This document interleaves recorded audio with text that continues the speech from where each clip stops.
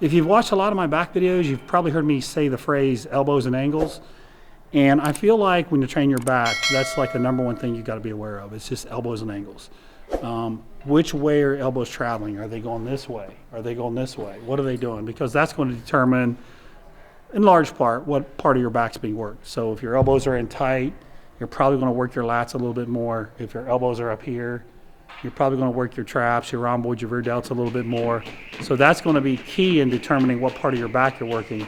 So that simple awareness of the angle is number one. Because a lot of people don't really understand just that basic, and that's a very basic principle. That's 101.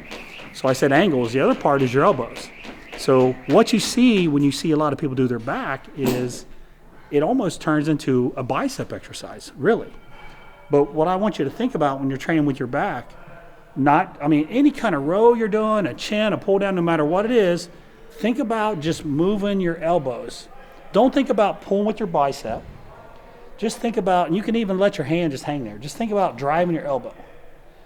If you think about just driving your elbow, you'll get a lot of tension in your back. But if you're sitting there and you're just pulling with your arms, you don't really get a lot in your back. So it sounds simple, but how many people really do that? How many people really think, okay, I'm just going to move my elbows and create tension in my lats? I mean, when you get really good at that, that's one of the best things you can possibly do for your back. And it doesn't matter what exercises you're doing. So you could have 8 exercises that you love that are perfect. But if you don't conquer that tip, that just drawing your elbow back and really using your lats or your rhomboids and traps, whatever you're trying to work, you'll really hold yourself back. So it's not just picking the right exercises, it's really understanding that very basic fundamental principle of execution. So that's the first thing that comes to mind. Okay, the next tip, number 2, is another really basic tip, and it's your posture.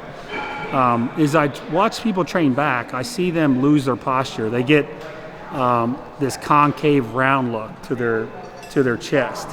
So for example, maybe they're doing pull downs. And what I would like to see is I would like to see your chest up and you have good posture. So you can, again, remember that first tip? Drive your elbows, right? So something like this. But what do you see? You see people doing this, hunching over, pulling with their biceps. And when they start doing that hunching, they've already lost a tremendous amount of tension in their back. So your posture should be just good posture. Like, you don't need to overarch. Just pick your sternum up right here and then drive with your elbows. Whether you're doing this or this, it doesn't really matter. And the same thing is true if you're doing a row. Like, let's say you're here on the row. Imagine I'm doing a row right here. It's real heavy. Imagine I got the whole stack on it. You can pull like this if you want, which would be more biceps, but I'd rather you have good posture. So chest up, lead with your elbows, and draw them in. Like so, like that, as opposed to like this. So if you catch yourself losing your posture, you're going to lose, you're not training your back as effectively. Just remember, tip number 1, elbows and angles. Tip number 2, good posture. Just those basic things right there are going to take you a long way in your back training. Okay, tip number 3 is using an extreme range of motion, full range of motion, almost extreme range of motion.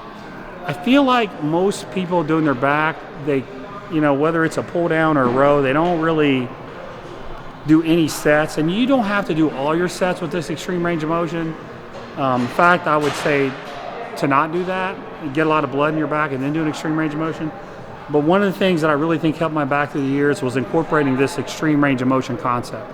So what that means simply, it's just when you have blood in your back, so let's say you've done 2 exercises. Normally this would be maybe your 3rd exercise. Whatever exercise you're doing, you just use an extreme range of motion. So one example would be like a supported row. So normally, God, this thing's heavy. Normally you might do it like this. So with the extreme range of motion, you're going all the way down, really stretching, and then coming up all the way down, like that. Now, that last video we did, remember the, what was that called? The partial pull downs we were doing, where I had my partner pushing down at the, on the weight stack to really stretch at the top. That was an example too. So let's say you're on a pull down.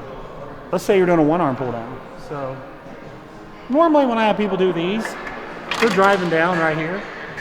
But if you want to incorporate an extreme range of motion, let it come up and stretch it all the way up. Drive down all the way up.